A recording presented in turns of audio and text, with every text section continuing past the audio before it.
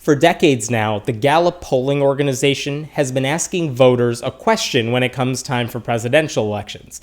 They basically say, if there was someone in your political party who was a blank, would you vote for them? All other things considered, would you vote for them? And, near the top of the list, if they were a female, would you vote for them? Yeah. Now most people would have no problem voting for a qualified female for office. What about if they were African American? Yeah, no problem whatsoever. And every time they've run this poll, it's been going on for like over 50 years now, guess who's at the bottom of the list? The trait that would make people least likely to vote for you is if you're an atheist. And in 2012, the last time we had a presidential election, atheist was at the bottom of the list. Only 54% of Americans said they would be willing to vote for a qualified atheist from their own party if he or she were running for office. And by the way, that was actually a cause for celebration because it was the first time ever that more than half the people surveyed said they would be willing to vote for an atheist. Last week, the Pew Research Center began asking their own version of this question. They asked, if a presidential candidate was one of the following things, would it make you more likely to vote for that person or less likely to vote for that person? And once again, guess who had it the worst off? It turns out if you're an atheist, 53% of the people they surveyed said they would be less likely to vote for you if you were an atheist. Only 5% of people said, they're an atheist? I am more likely to vote for that person. And everyone else was indifferent about it. The same survey, by the way, also said that having an affair would be a better quality to have in a politician than being an atheist. You would have an easier time getting elected if you had an affair. You would have an easier time getting elected if you had never held political office in the past. That's how bad it is to be an atheist who's running for public office.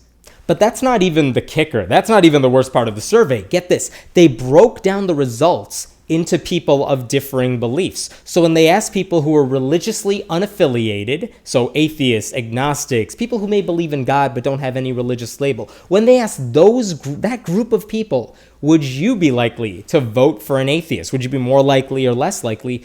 24% of the nones said, no, I'm less likely to vote for someone if he or she were an atheist. Can you believe that? Meanwhile, evangelical Christians are overwhelmingly likely to support a fellow evangelical Christian running for office. Only 12% of the unaffiliated voters said they would be more likely to vote for another atheist. Meanwhile, 58% of evangelical Christians said, I'll vote for another evangelical Christian. It would make me more likely to vote for them if I knew that they were religious like me. It's hard for an atheist to run for public office when even other atheists aren't necessarily going to vote for you.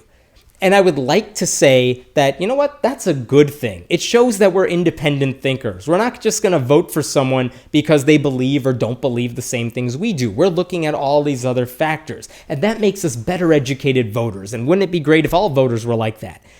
Unfortunately, that's not what a lot of religious groups are doing. That's not what a lot of religious people are doing. They're saying, you show me your label, I'll show you my vote. And unfortunately, that means those religious groups are a much more powerful voting bloc than we are.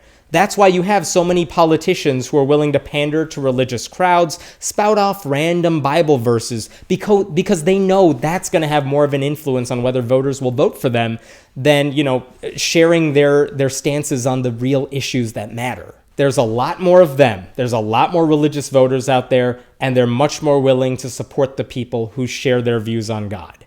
If there's one silver lining to this whole Pew study, it's that 64% of people who are unaffiliated said they don't care if the person that they want to vote for is religious or not religious. They don't care if that person is an atheist. And that means that's good. That would matter more if there were more unaffiliated voters out there. But it means, if you're an atheist running for office, why bother holding it back? The odds are already against you. You already have an uphill battle here. So why not just admit you're an atheist? You're probably not going to win anyway. And along the way, in admitting that you don't believe in God, maybe you're cracking that glass ceiling a little bit along the way. So that makes it a little easier for the next politician to come along, say, I don't believe in God, and still have that not ruin their chance of getting elected. My name is Hemant Mehta, and I write at FenleyAtheist.com. Please leave a comment below, and we will check them out.